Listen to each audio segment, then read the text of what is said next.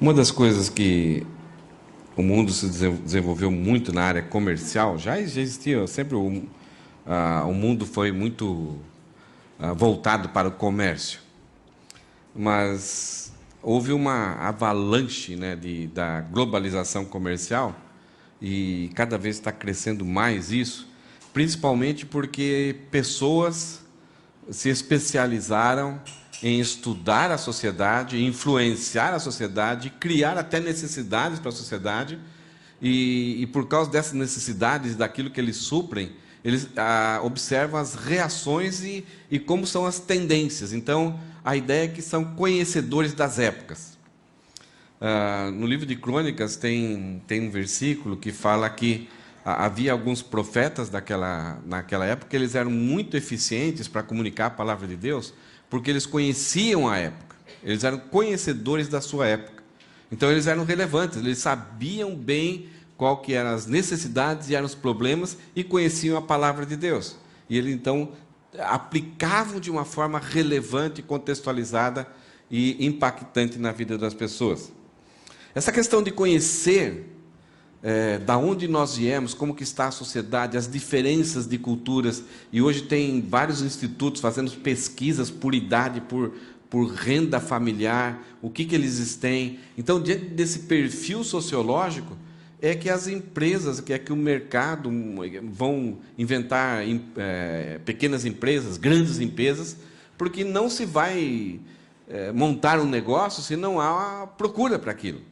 Então, você tem que lucrar. Então, a sociedade está em função do comércio. Mas, há pouco tempo, alguns anos atrás, nós vivíamos a modernidade. Então, esses estudiosos falavam que nós alcançamos a modernidade. Aquilo foi um impacto violento, empolgante, e tudo aquilo que é moderno veio para nós. A reação a tudo aquilo que aconteceu foi o segundo passo, que veio a sociedade pós-moderna, pós-modernidade. E para essa sociedade pós-moderna, que já está mudando um pouquinho, já não é nem pós mais modernidade, nós chamamos essa nossa época de uma sociedade líquida. O que é isso? Eu vou dar mais ou menos aqui, eu vou falar algumas coisas, vocês vão reconhecer rapidamente. É um mundo repleto de sinais confusos. A gente não tem direções, tem muitas direções, muitos direcionamentos. Os jovens, eles entram num cursinho, fazem o cursinho, entram na faculdade, em 2, 3 meses eles cancelam tudo, voltam a fazer cursinho, vai fazer a faculdade. E nós temos jovens aí com 30 anos que ainda não saíram da faculdade. Porque são várias direções apontadas e essas direções são confusas, elas não são sólidas. A ideia é que tudo é propenso a mudar com muita rapidez e de forma assim imprevisível. De repente você junta um dinheirinho para comprar aquilo lá, mas na hora que você vai comprar, vai satisfazer o seu desejo, já mudou tudo, já é diferente.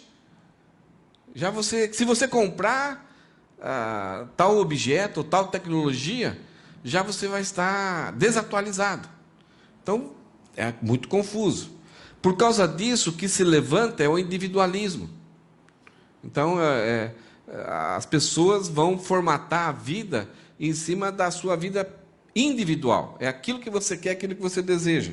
E as relações humanas, afetivas, elas são muito fluídas e são instantâneas e temporárias.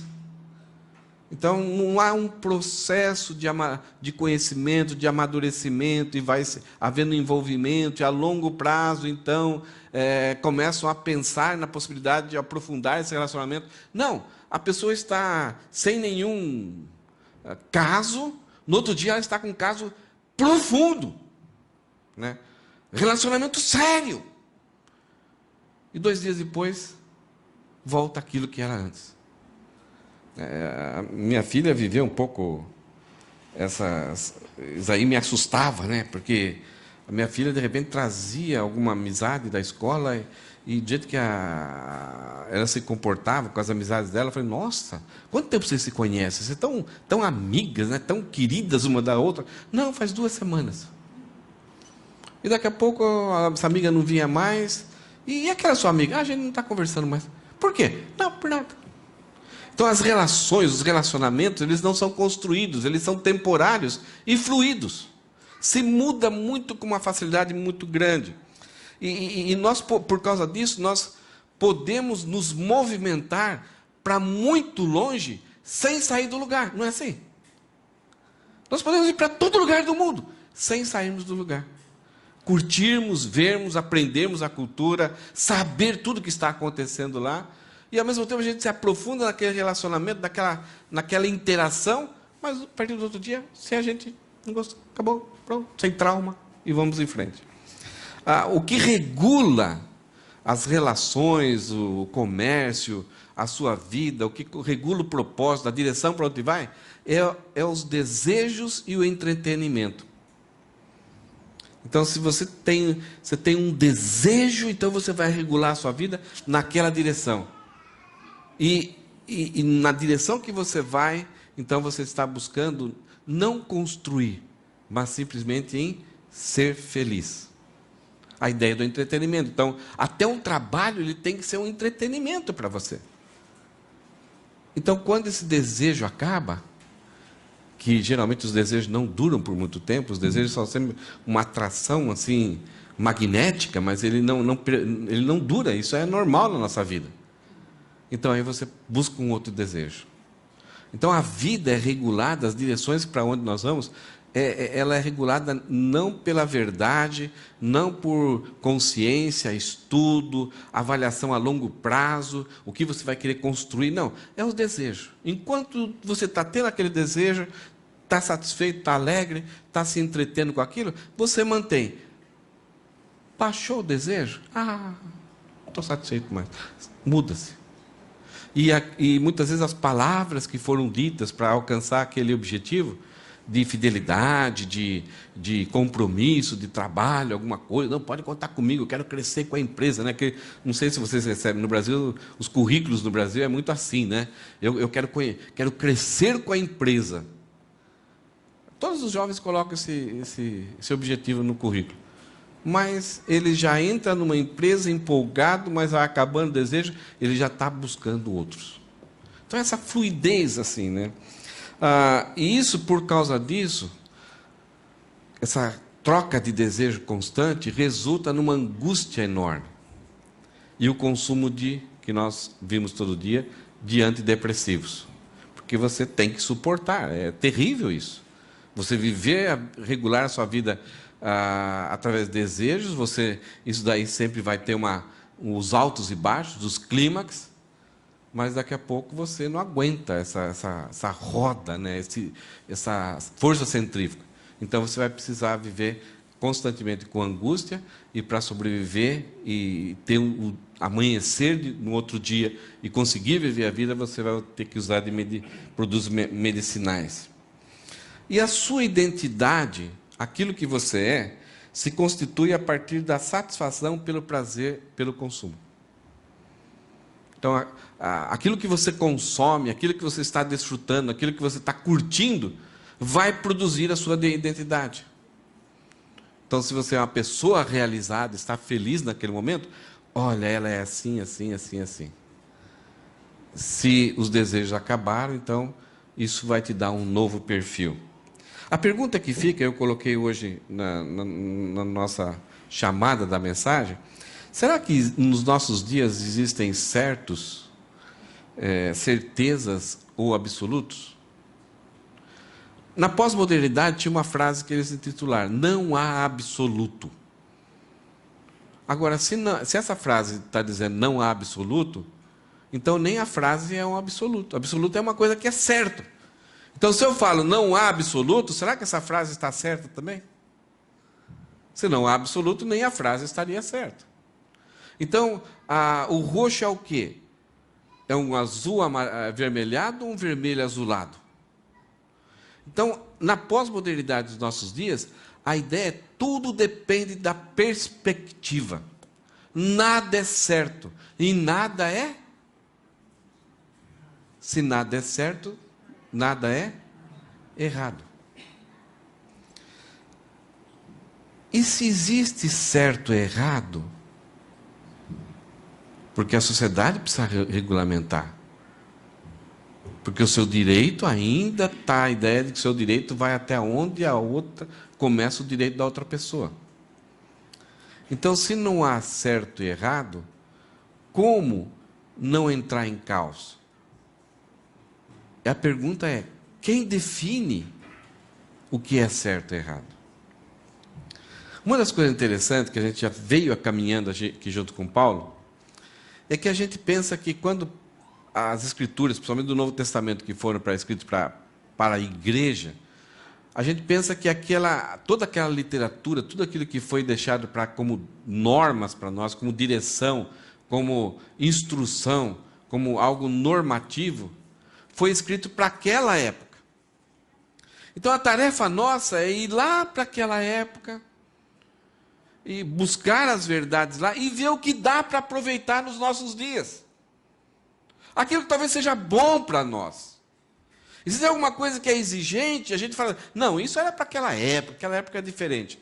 Mas quando a gente começa a estudar e se aprofundar nas Escrituras, nós percebemos que as Escrituras não foram escritas para aquela época, e agora, ao longo do tempo, nós vamos aproveitando e reduzindo, e estamos chegando na nossa época que talvez dá para aproveitar muito pouco. Quando a gente percebe, parece que a realidade é a seguinte: as Escrituras foram escritas e com todos os princípios e valores para o povo que vai viver na nossa frente ainda. A impressão que nós temos, e parece que isso é verdade, é certo, que os princípios, por causa que vêm de Deus, Ele colocou lá na frente para nós, foram escritos lá atrás, mas a gente não está olhando para trás. Quando a gente olha para as Escrituras, parece que a gente está olhando para frente. E aqueles princípios estão dizendo, venha, é para cá, é para essa direção. Entenderam o que eu quis dizer? Os livros que foram escritos para a regulamentação, para a instrução, para a formação da igreja, eles não cheiram naftalina. Eles não têm teia de aranha. E cada dia mais que a sociedade vai se moldando, parece que os textos bíblicos se encaixam mais ainda. A sociedade é tão fluida, veio o iluminismo, veio o racionalismo, veio o teísmo, tudo mudou e sempre pegava as pessoas de surpresa. Mas quando iam verificar as Escrituras já estavam preparadas para explicar por que aquilo estava acontecendo. Veio a pós-modernidade, e agora essa sociedade líquida, e quando a gente vê, as Escrituras estavam lá, preparadas. E a gente, por quê? Porque elas vêm da eternidade. Esses valores vêm de Deus, não vêm do passado, mas vêm do futuro. Então, cada vez mais, nós vamos perceber que as Escrituras são muito mais relevantes do que a gente pensa. Agora, para a sociedade viver do jeito que ela quer, principalmente nesses dias onde não há certo e errado, as Escrituras vão bater de frente, porque as Escrituras trazem princípios sólidos e não fluidos. O texto de hoje ele é muito interessante. E ele dá um alerta. E eu estou esperando, eu espero que alguém, Ana Necose, Jenny, se comporte de um tal jeito hoje aqui. Eu espero. Hoje eu estou torcendo para isso acontecer. Veja a frase. Paulo, no capítulo 4, ele fala, rogo-vos como prisioneiros do Senhor, que andeis de modo digno. Por que andeis? Porque antes nós estávamos mortos. Você já viu algum morto andando? Não. Normalmente você vê um morto em que posição? Deitado no chão. Aqui, só em Nagoya, eu vi uma pessoa deitada no chão, um mendigo lá, que é famoso lá perto do consulado, perto do Banco do Brasil lá. Ele estava meio assim, meio sentado, meio deitado. Mas quando você vê, no Brasil tem muito disso, você vê uma pessoa deitada assim, e o seu questionamento qual que é? Quando você vê uma pessoa deitada ali, paralisada, sem se mexer. Está vivo ou está morto?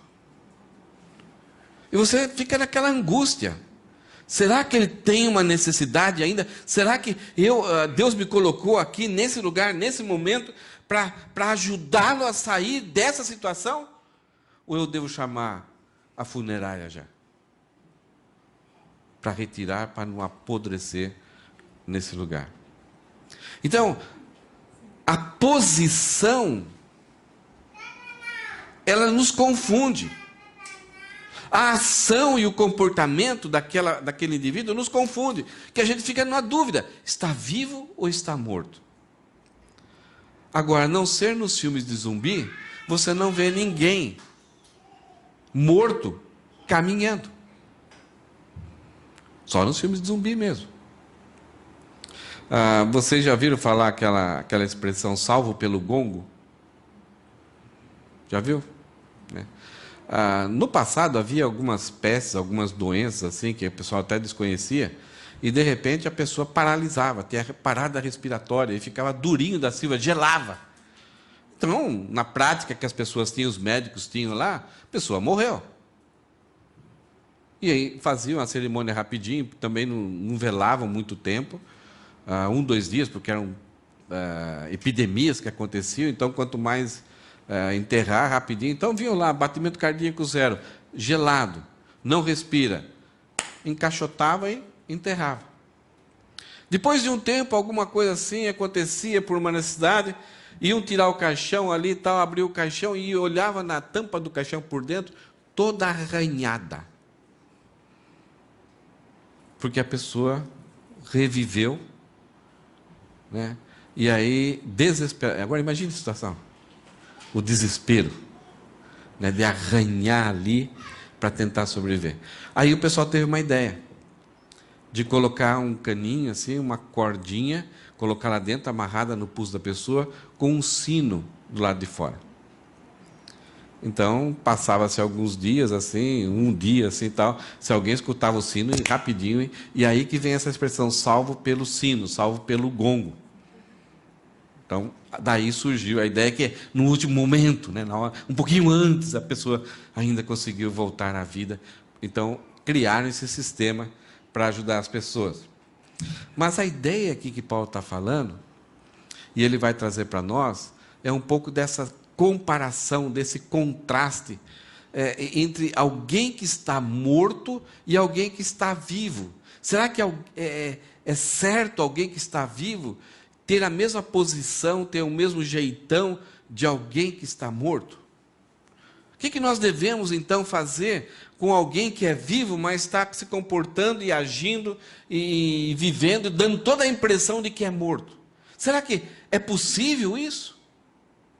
Uma coisa que a gente aprende nas Escrituras, que muitas vezes você tem uma pessoa que não conhece a Deus, não sabe nada de Deus, nunca teve uma experiência com Deus, mas até é abençoada por Deus.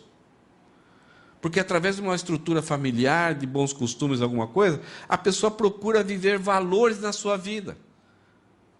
Ser um bom trabalhador, ser um bom pai de família, ser honesto nos seus negócios, esforçado. E aí, Deus, na sua graça, não por mérito nenhum da pessoa, Deus até abençoa essa pessoa para abençoar outras pessoas.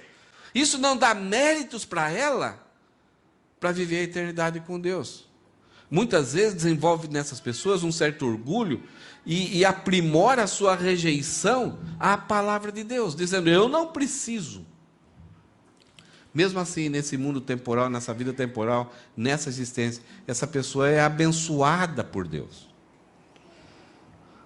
Mas Paulo vai mostrar, então, um contraste e alguns alertas para nós a respeito de quem, muitas vezes, quem realmente está morto, não tem vida, e alguns que estão vivos, mas não estão andando.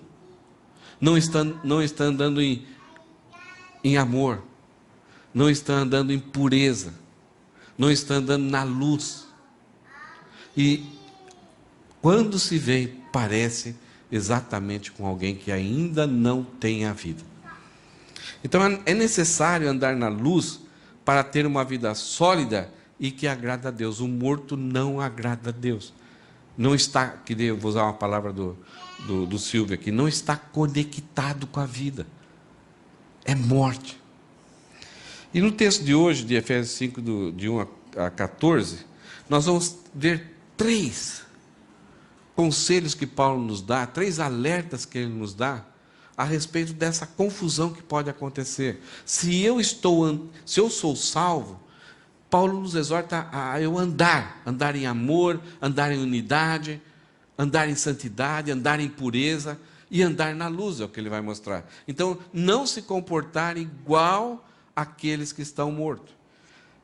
Eu vou usar o versículo ainda do final da mensagem do domingo passado, só para a gente ter uma ideia do que Paulo está falando. Inicialmente, nos nossos dias, que é aquilo que eu falei da nossa sociedade líquida, nós não temos certezas, nós não temos absolutos. E Paulo já de cara começa a fazer com que a gente entenda, ele apela à nossa mente, ele apela ao nosso coração, ele apela à nossa razão, para nós termos certezas. Olha o que ele fala no versículo 5. Podem estar certos, meus irmãos, de que nenhum imoral, impuro ou ganancioso, cobiçoso, que é idólatra, herdará o reino de Cristo e de Deus. Estejam certos. Não tenham dúvidas quanto a isso. A ideia aqui são pessoas, esses títulos que Paulo dá aqui, é alguém que vive esse estilo de vida e até ensina para outras pessoas, até divulga como sendo a melhor opção de vida para se viver. Então é aquele que é imoral em todos os seus aspectos da sua vida, é aquele que é impuro nos seus pensamentos, os pensamentos estão carregados de impureza, e é aquele que é cobiçoso. Aqui a ideia não está com relação a dinheiro, mas parece que está mais com relação àquilo aqueles desejos que enchem a sua mente, e ele então passa a buscar a satisfação desses desejos. É uma cobiça atrás da outra, ele não vive em paz, porque ele sempre quer ter mais e mais. Uma sociedade voltada ao desejo, é a nossa sociedade. E Paulo fala que é idólatra, porque ele colocou a sua cobiça, os seus desejos, em primeiro lugar na sua vida. Algo que, por exemplo, um desejo sexual, que é uma bênção de Deus, mas esse desejo domina ele de uma tal forma, que é um Deus para ele adora isso, ele serve só a isso. Ele dorme planejando, acorda planejando e vive o dia pensando e buscando oportunidades. É uma vida regulada por isso. Paulo fala, essas pessoas que vivem desse jeito, isso daí são as marcas de alguém que é incrédulo, que não está ligado com Deus. Essas pessoas não herdarão o reino de Cristo e de Deus, não porque elas não fazem o bem, mas é que isso é a marca de alguém que rejeita a Deus. Nós somos iguais, nós éramos iguais. E aí Paulo fala no versículo 6, não se deixe enganar por palavras vazias, pois a ira de Deus vem sobre os que lhe obedecem. Mais uma certeza. Nós vivemos tempos em que essas palavras vazias são a todo momento colocado como se fosse docinho na nossa boca. Palavras lógicas, programas de bate-papo em televisão, em que cada um compartilha a sua alegria por ter feito alguma coisa, e agora a sua vida tem significado, tem alegria, e nós absorvemos, bebemos isso, palavras vazias, sem sentido espiritual, sem falar nada sobre Deus e os nossos deveres, não reconhece os valores divinos sobre a história e sobre a sociedade. Palavras vazias, muitas vezes, falam que a salvação é pelas obras. Não, você tem que trabalhar para ser salvo. Então, por causa disso, vem o legalismo. Palavras vazias, muitas vezes, falam que salvação é completa e é dada por Deus, mas não exige de nós santificação e nem frutificação. Você, o Espírito, é salvo, está garantido, então, liberou geral, vai em frente e solta a franga. Palavras vazias, elas psicologizam os nossos atos errados. Não, é porque lá no passado, no ventre da sua mãe, o seu pai falou uma palavra dura lá com a sua mãe, então é porque por causa disso você tem esse tique nervoso. Palavras vazias racionalizam nossos pecados. Não, eu fiz isso também, compreenda bem, olha a pressão que eu sofri, olha o que fizeram para mim. Tudo pode ser impactante na nossa vida, mas nada é determinante para justificar os nossos pecados. Palavras vazias falam que é tudo culpa do diabo. Coitado dele. Tudo é culpa dele. Tudo ele que faz. E ele gosta, né? Poxa, mais crédito, né? A gente dá tanto crédito para ele. Palavras vazias cientificam. Cientificam, isto é, explicações científicas para os nossos pecados, para os nossos atos errados. Não, você fez isso porque a glândula aqui está em má combinação. E fora, então, outras palavras vazias que até a gente nem acredita mais. É os horóscopos, você está entrando e saindo, alguma coisa assim, está em emergente, a Lua com o planeta tal. Então, é tudo culpa do outro. É uma sociedade vitimizada. Então, é tranquilo. Palavras vazias falam que todo mundo vai ser salvo. Não há condenação. Jesus Cristo morreu, veio aqui, morreu, simplesmente para mostrar amor para nós, para a gente viver em união, de bem um com o outro, para não sofrer tanto aqui, para ter força de viver.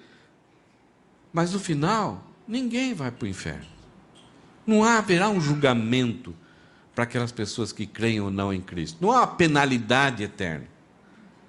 Jesus Cristo morreu, todo mundo vai ser salvo. Então agora a gente tem que espalhar para as pessoas, para elas saírem do estado em que estão, tão de bobeirinha, e reconhecerem que existe um Deus, e viverem felizes com Deus. Porque todo mundo vai ser salvo. Palavras vazias falam que Deus não existe. Deus é uma utopia, o cristianismo é uma utopia. É uma invenção humana por causa dos seus problemas do id, superego e outras coisas. Palavras vazias falam que depois da morte, a ideia do nihilismo. Morreu? Psst, acabou. Qual a implicação disso? Para que você está vivendo, restringindo os seus limites, as suas vontades, os seus desejos? Se você quer fazer alguma coisa, vá ser feliz. Enfia a cara. Por que as pessoas têm que mandar em você e dizer o que você tem que fazer ou não? Se você quer viver desse jeito, vai. Aproveita. Comamos e bebamos, porque amanhã morreremos. Vamos morrer. Aí Paulo vem com a ideia, falou assim, se a nossa esperança em Cristo se constitui a somente essa trajetória de vida, nós somos os mais miseráveis dos homens. Porque estamos sofrendo, servindo a Deus, abrindo mão de várias coisas, sendo altruístas, porque queremos amar e comunicar o bem para as outras pessoas, por causa de uma eternidade que pode ser um julgamento eterno, mas também uma eternidade que é possível pela graça de Cristo, prazerosamente diante de Deus, e as pessoas precisam decidir isso agora, não é no futuro. Então, se eu sou uma pessoa que me disciplino, Paulo está falando, e busco cumprir essa missão de Deus, se não existe nada depois da morte, primeiro, eu estou falando que Deus é mentiroso, porque Deus falou uma coisa e eu estou falando que não. Segundo, eu sou o mais miserável dos homens.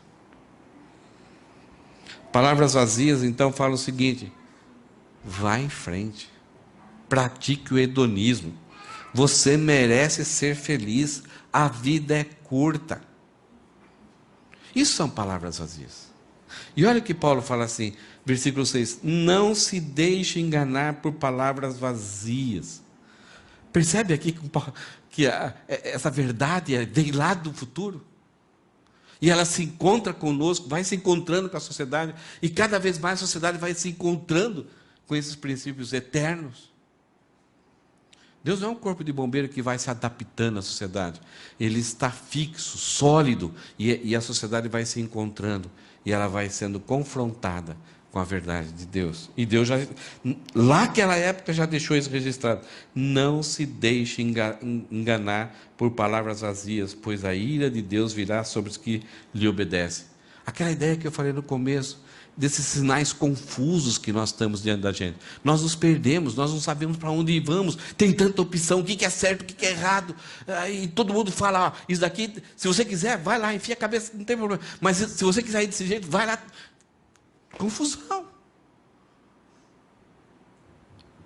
Mas por incrível que pareça, em tudo que o homem faz, que está relacionado com o certo e errado, a própria consciência do homem desenvolve a culpa. A culpa, ela emerge, ela aflora. Não precisa ninguém falar nada para ela.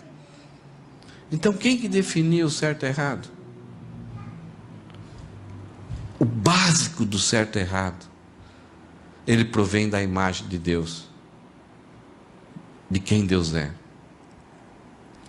O Brasil, talvez tenha uns 3 séculos que houve uma lei dizendo que é proibido matar. Quem mata vai pagar. Então a lei veio lá e a partir daquilo ali as pessoas foram punidas. E antes? Não tinha problema? Quando só estavam os índios lá? Tinha. Eles não tinham lei. Não tinha a lei organizada, a lei substantiva. Mas a lei, ela já estava consequente na mente e no coração do homem. Por quê? Porque cada ser humano foi criado à imagem de Deus. O pecado veio e distorceu e empanou.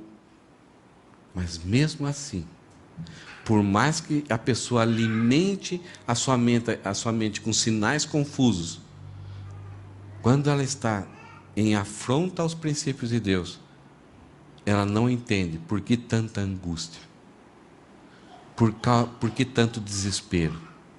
E ela vai ter que aplacar isso que atormenta, com mais desejo, mais entretenimento, mais desejos, mais entretenimento.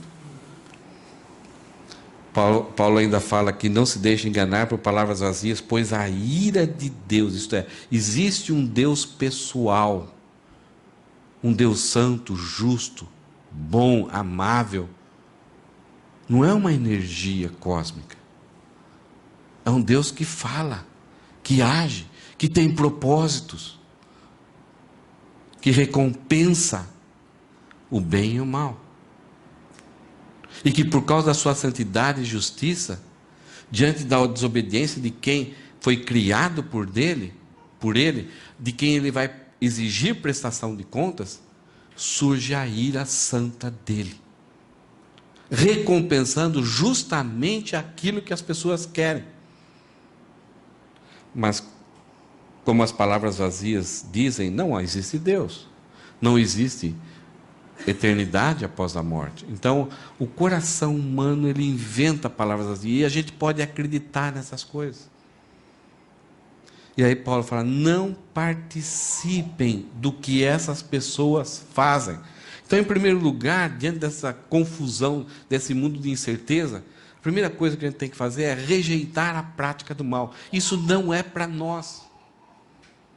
Nós temos verdades absolutas. Nós temos que procurar essas verdades absolutas e caminhar. Se nós somos aquelas pessoas que estão caminhando, isto é, estamos vivos e não mais mortos, nós não temos que viver de acordo com aquilo que nós éramos. Estamos vivos. Agora, fomos vivos para viver uma vida. E aonde só existe vida é na pessoa de Deus. Versículo 8. Além de rejeitar a prática do mal, agora como pessoas que foram ressuscitadas e são filhos de Deus, Paulo fala para nós refletirmos o caráter de Deus. Eu acho que aqueles que têm filho aqui já viram essa expressão, né? Nossa, professora, esse seu filho é igualzinho você. Algumas vezes a gente fica preocupado, né? Mas é uma coisa muito gostosa. Os nossos filhos refletirem o caráter nosso. O bom e o ruim. E olha o que Paulo fala. Pois antigamente, isto é, o que ele falou no versículo 7, não participem do que essas pessoas fazem. Qual é a razão? Pois antigamente vocês estavam inundados, mergulhados na escuridão, mas agora têm a luz no Senhor. Vivam, portanto, como filhos da luz. A luz raiou, a luz trouxe entendimento. Nós descobrimos quem Deus é, nós descobrimos a nossa realidade e a nossa miséria. Nós descobrimos o que acontecerá conosco no futuro e descobrimos o recurso de Deus para nos tirar daquele encontro terrível no futuro. E esse recurso de Deus era graça, e Ele exigiu fé. E quando aconteceu isso, nós fomos regenerados, nós fomos aproximados, fomos colocados no corpo de Cristo. Ele nos deu vida, embora nós estivemos mortos em delitos e pecados. É Ele que veio e nos despertou e nos colocou de pé e agora nos assentou em regiões celestiais e agora está exigindo que a gente ande. A ideia de progresso, de crescimento, de evolução. Sigam a imagem de Cristo. E Paulo fala, pois antigamente vocês estavam mergulhados na escuridão. A ideia aqui é uma metáfora de que a mente do ser humano, depois da miséria da entrada do pecado, acabou trazendo uma escuridão total. Ele não sabe quem é mais Deus. Ele não sabe quem ele é mais. Por isso que surgem as palavras vazias, que eles tentam tatear como se fosse no escuro e descobrir o que é o mundo, o que é, por que nós, da onde nós viemos, por que estamos aqui, para onde iremos. E aí as palavras vazias surgem para nos fazer entender. E Paulo fala, pois antigamente vocês estavam mergulhados na escuridão, não sabiam de nada. Mas agora vocês têm a luz do Senhor, vocês compreendem. Vivam, portanto, como filhos da luz, não mais como mortos. E Paulo fala no versículo 9, pois o fruto da luz produz apenas o que é bom. A ideia daquilo que é correto, aquilo que é certo, aquilo que é agradável, aquilo que é gentil, eliminando toda a violência, agressividade, mal um para o outro, maledicência. Então a ideia de bom aqui está envolvido com o coração, né? O filho da luz, ele ainda traz resquícios, né? Tem um pouco da roupa lá suja, o tempo que ficamos lá, talvez fedendo, apodrecendo, a unha cresceu, a sujeira veio ali, a enxurrada passou, cachorro lambeu. Então nós fomos ressuscitados, mas ainda temos algumas marcas, alguns resquícios, alguma coisa ainda que parece que vive em nós ainda. Se lembra que Paulo fala? Removam o velho homem, renovem a mente e revistam-se de Cristo. Então, Paulo fala que ainda nós, como cristãos, vamos ter que lutar. Por isso a exortação dele aqui. Ele fala, vivam, portanto, como filhos da luz, não mais como se vocês fossem mortos. Vocês não são mais mortos. Então vivam agora como filhos. E os filhos da luz são gentis. Têm um coração bondoso, preocupado não mais consigo mesmo, mas agora com o outro. Os filhos da luz buscam aquilo que é justo, aquilo que não tem má intenção por trás. A ideia é simplesmente de usar as pessoas. A ideia de recompensar de forma correta, buscar aquilo que é íntegro, que é certo, que não tem uma vantagem por trás, a má intenção. Os filhos da luz também buscam aquilo que Deus mais é, verdadeiro. Tudo aquilo que é relacionado a Deus, não mais a mentira, não mais a falsidade, não mais a aparência simplesmente, e sim uma transparência. Então Paulo fala, pois o fruto, né, o fato da gente ser filhos da luz, nos leva a desenvolvermos dia a dia um estilo de vida que a bondade, a justiça e a verdade seja o reflexo da nossa vida. E aí ele fala, procurem descobrir o que agrada ao Senhor. Aqui exige de mim e de você, todo dia, a gente olhar para as Escrituras e abandonar as palavras vazias, jogar, queimar alguns livros que nos fortaleciam, que nos davam força, que nos davam coragem, que colocavam a gente para cima, que era vazio. Que era tipo esses remédios assim que você tem a cápsula, mas você coloca a farinha dentro, então só para a sua mente pensar que você está tomando um remédio energético ali.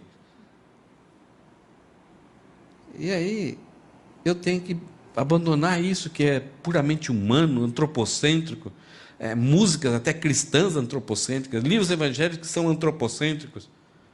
Eu tenho que buscar, então, assim de forma bem singela, estudar a palavra de Deus. Mas não somente para me alimentar a mente, de ter conhecimento sobre Deus, das informações sobre Deus, mas através da palavra de Deus, ouvindo a sua voz, eu buscar ter um relacionamento com Ele. O relacionamento, não que Deus é um amuleto nas minhas mãos, que agora estando com Deus, tudo vai dar do jeito que vai dar certo do jeito que eu quero. Mas o relacionamento aqui como filho. Pai, no meu trabalho, o que o Senhor queria que eu mais influenciasse lá?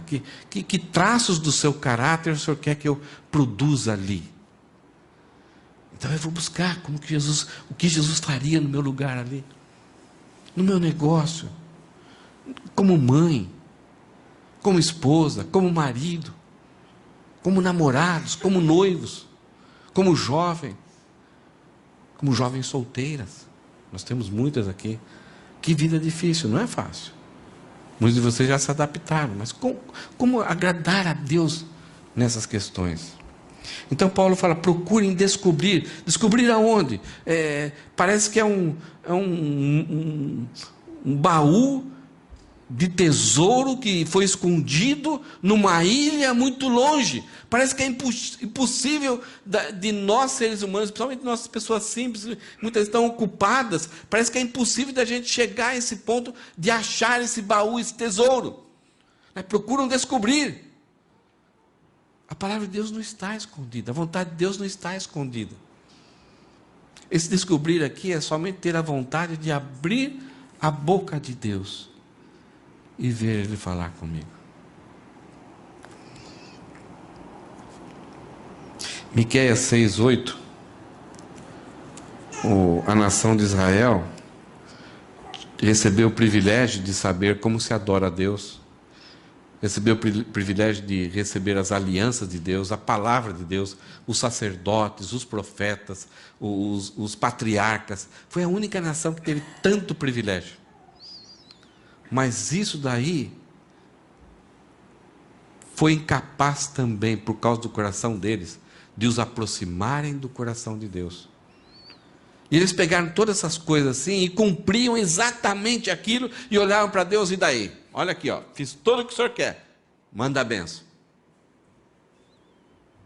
Aí Deus falou assim, estou cansado de sofrer o culto de vocês. Estou cansado de escutar o retumbar dos seus tambores. Estou cansado de assistir às suas festas solenes. Sabe o que eu quero de vocês? Miqueias 6:8 fala o seguinte, ó povo, o Senhor já lhe declarou o que é bom e o que Ele requer de você, que você pratique a justiça, ame a misericórdia e ande humildemente com o seu Deus. Se nós éramos mortos e agora somos filhos da luz, automaticamente a luz de Deus vai brilhar através de nós. A lua não tem a opção de escolher se ela vai brilhar ou não. Por quê? Só o fato dela estar lá e o sol existir, ela vai brilhar. Ela não tem luz própria. Nós não temos luz própria. Mas se estamos vivos, o fato de estarmos vivos como filhos de Deus e o fato de Deus existir, esse reflexo daquilo que é bom, justo e verdadeiro vai refletir na minha vida, no dia a dia.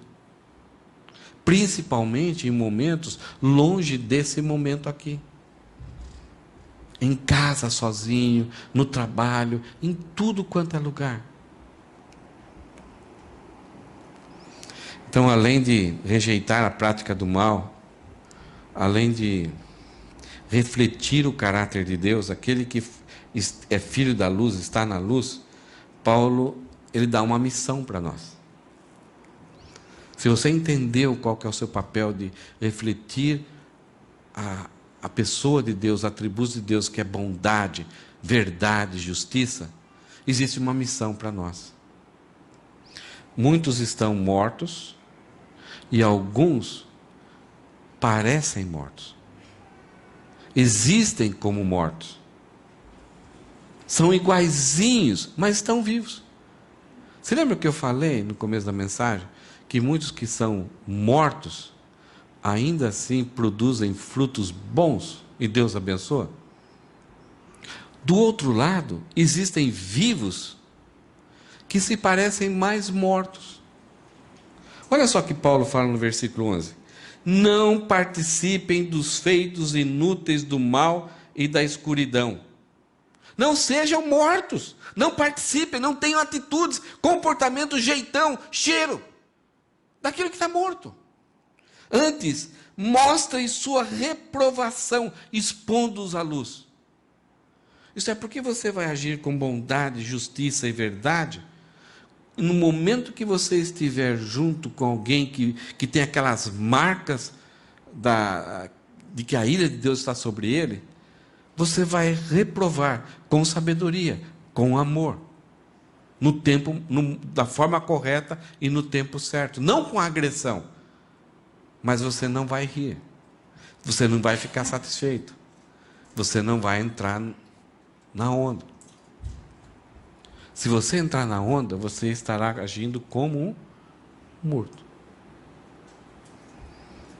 Então ele fala, não participem dos feitos inúteis do mal e da escuridão. Antes, mostrem sua reprovação, expondo-os à luz, de forma sábia, não agressiva, mas olha, as pessoas estão mortas, então elas nem sabem o que é certo, elas estão confusas, elas querem agradar, elas querem ter momentos de felicidade. E aí você ajuda elas a entenderem que aquilo é errado. Alguns vão ser ajudados, outros vão passar a perseguir você. Porque as trevas não têm comunhão com a luz. Paulo, no versículo 12, ele dá um alerta, então. É vergonhoso até mesmo falar daquilo que os maus fazem em segredo. Então, por que você está agindo de acordo? Suas más intenções, porém, ficarão evidentes quando a luz brilhar sobre elas. Um dia vai ter um clareamento de tudo. E tudo aquilo que foi oculto, que foi escondido, que houve cúmplices, que pessoas que ajudaram a esconder tudo aquilo lá, um dia vem à tona. Nós temos no Brasil a Orcrim. Sabe o que é? Muitas Orcrims. Sabe o que é Orcrim? Organização criminosa. A partir de 4 pessoas que se juntam para um só propósito criminoso, se chama organização criminosa. E as maiores organizações criminosas que nós temos no Brasil estão aonde?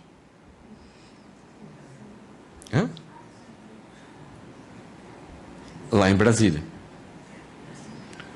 Com tentáculos por todo o Brasil.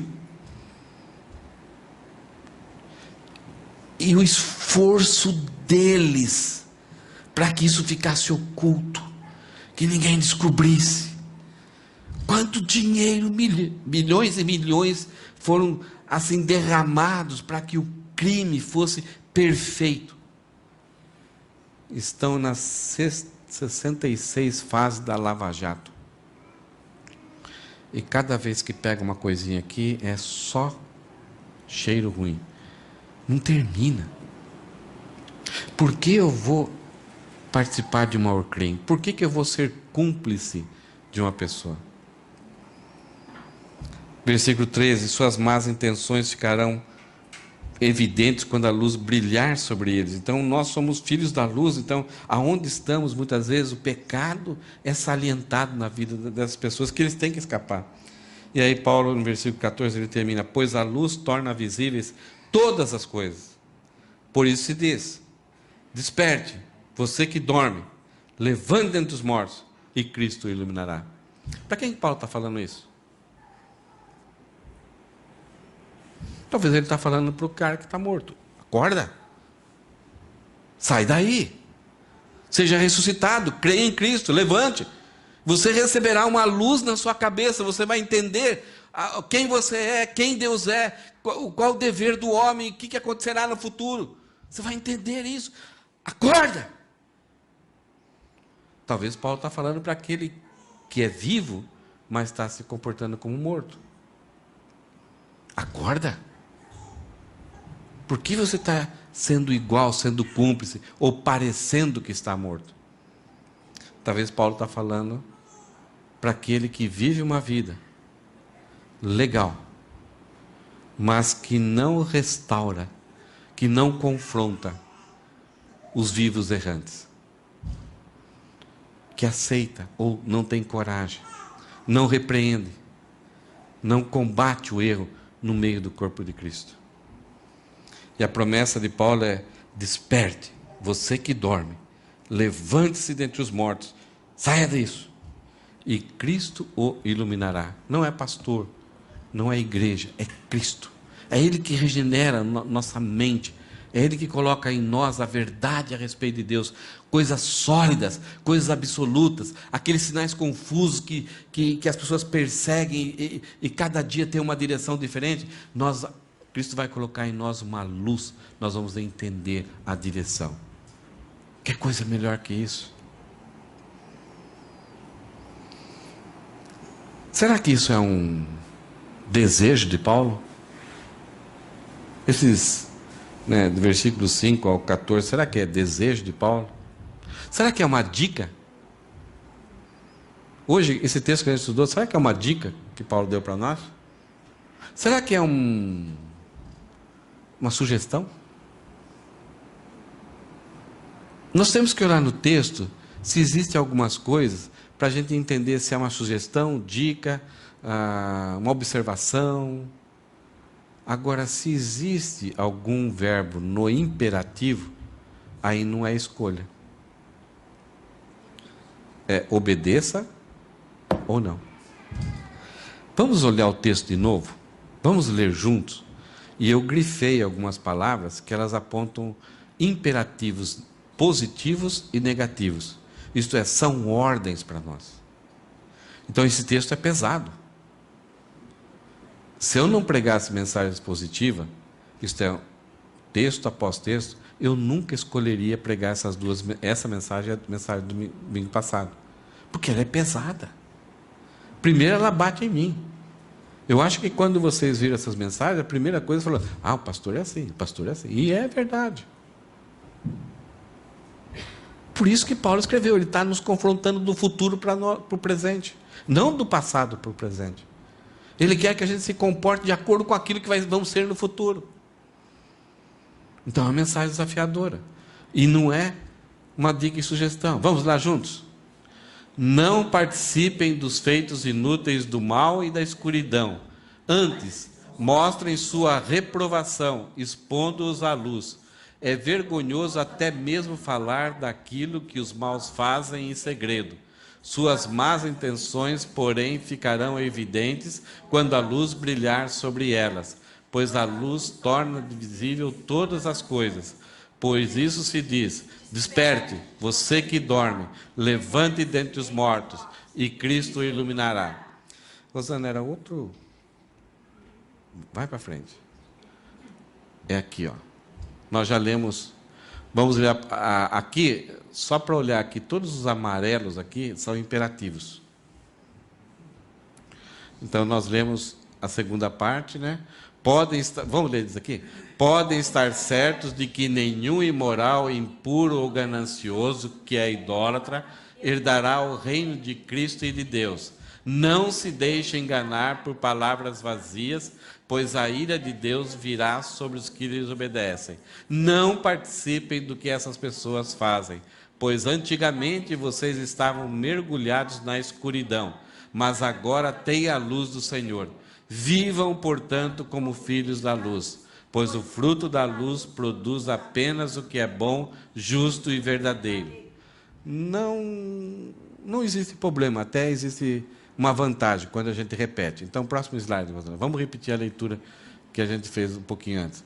Procurem descobrir o que agrada ao Senhor. Não participem dos feitos inúteis do mal e da escuridão. Antes, mostrem sua reprovação, expondo-os à luz. É vergonhoso até mesmo falar daquilo que os maus fazem em segredo. Suas más intenções, porém, ficarão evidentes quando a luz brilhar sobre elas, pois a luz torna visíveis todas as coisas.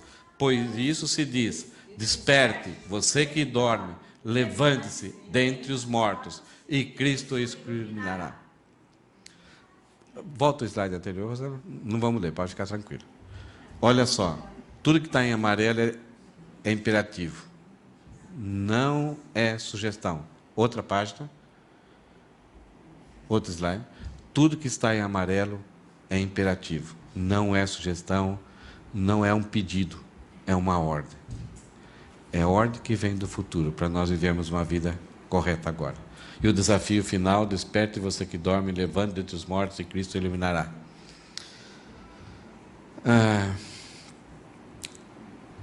Aqui no Japão, a gente tem um mix, né, de culturas. Eu preguei em português. Né, nós temos o Ken, temos a Ana, tem a Jenny, né, tem outras pessoas que são de outros países aqui. Será que nas outras línguas tem essa mesma ordem?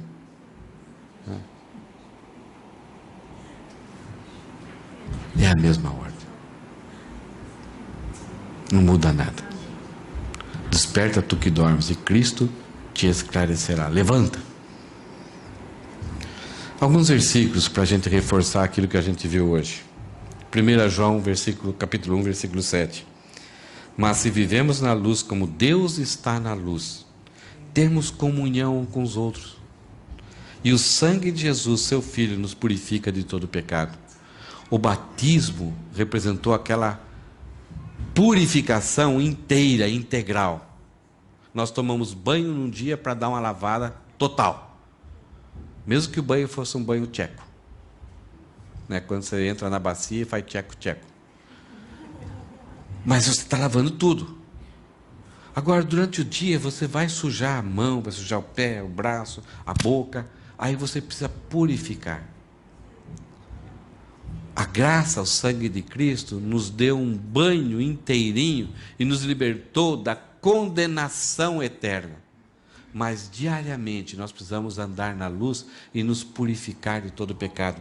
Mas se vivermos na luz, andarmos na luz, como Deus está na luz, temos comunhão com os outros. Olha o alerta: se não andamos na luz, a primeira coisa que será afetada vai ser a comunhão que nós temos uns com os outros.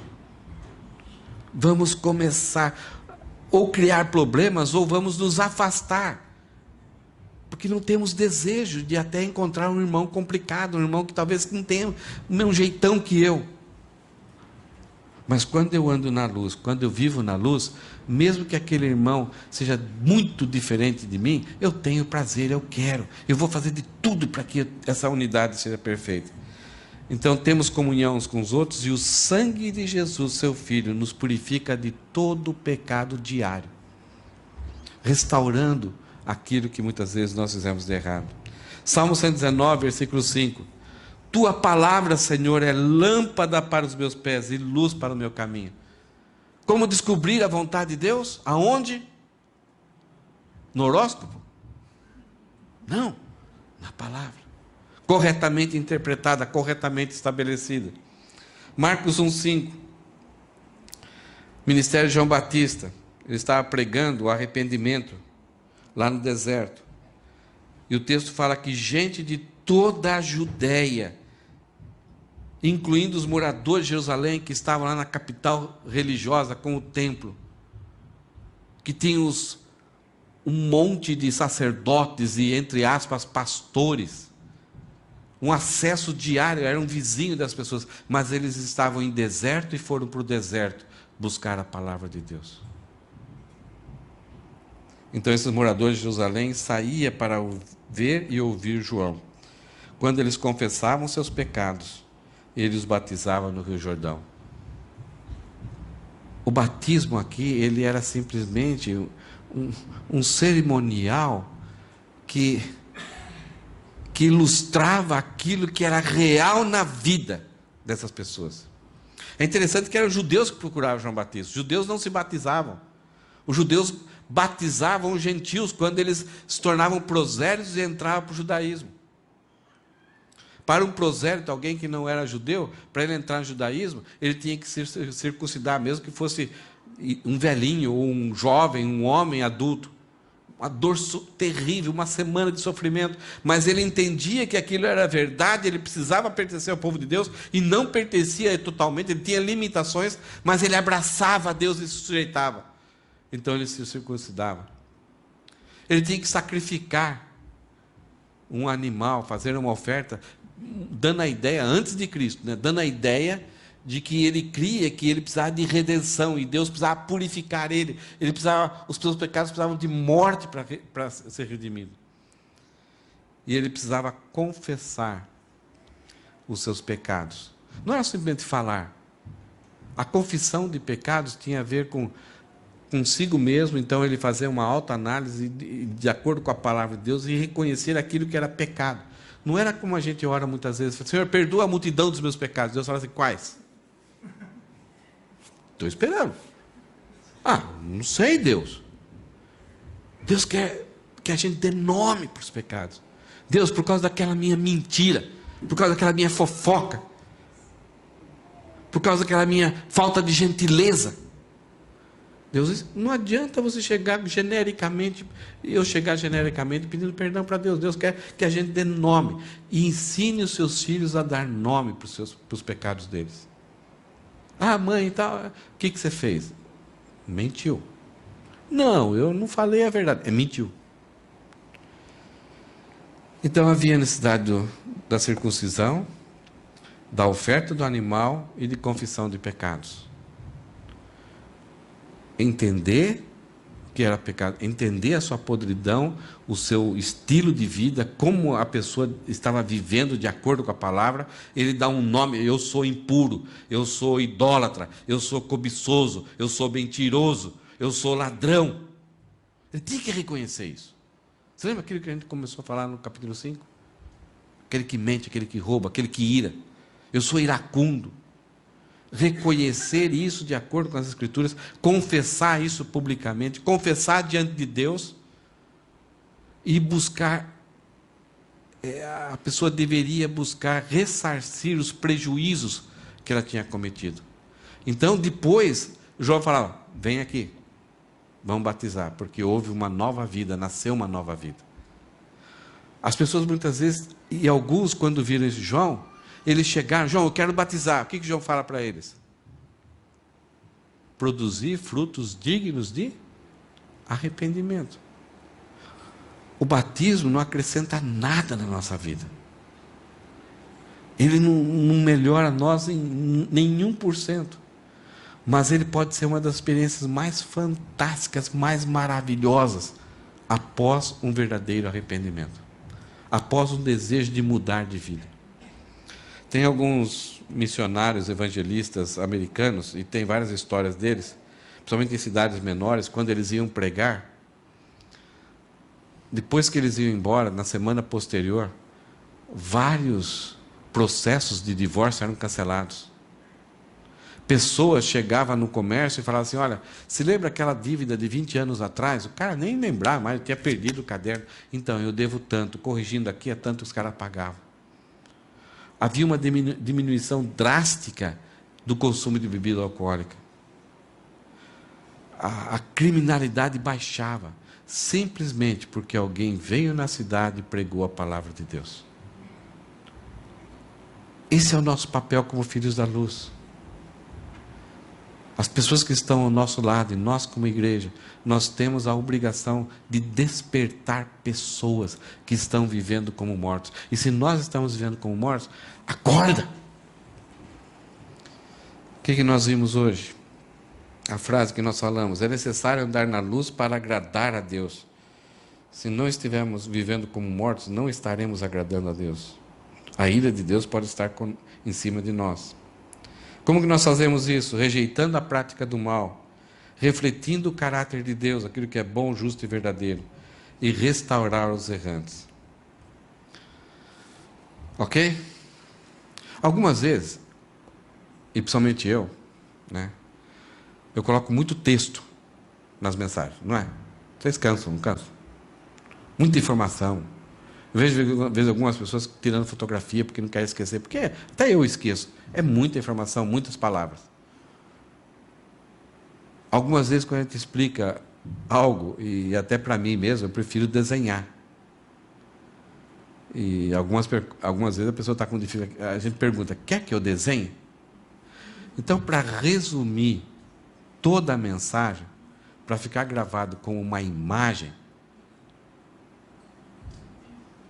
então, olha bem para essa imagem. Ok? Acorda! Deu um susto. Se você vê uma pessoa que parece crente e está dormindo, dê um berro. Acorda!